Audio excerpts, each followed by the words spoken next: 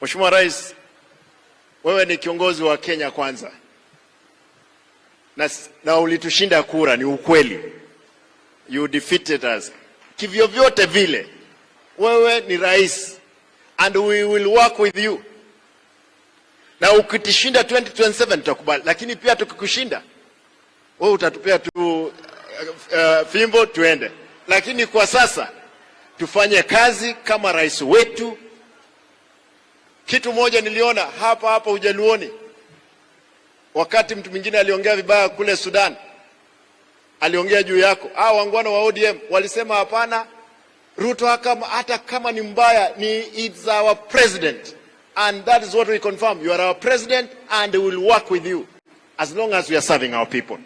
With those many remarks, allow me to recognize aliyekuwa gavana wa Migori, Obado, yuko pamoja na sisi hapa.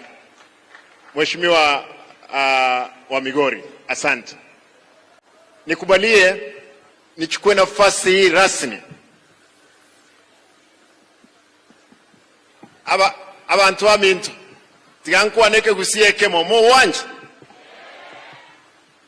maeteta wote baigeke gusi talisegi asesa sesegi ekerengo giesesa sesegi ega singo koratole mpaka Nyasaye anyale gotoseseni.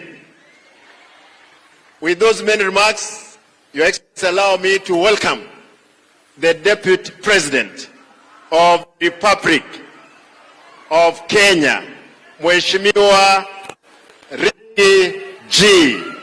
Mheshimiwa Riggy G. Tulikuwa na yeye bunge, lakini Mungu akabariki yeye. Sasa he is the Deputy President. Unajua ya Mungu ni mengi. Mheshimiwa, karibu. Asante.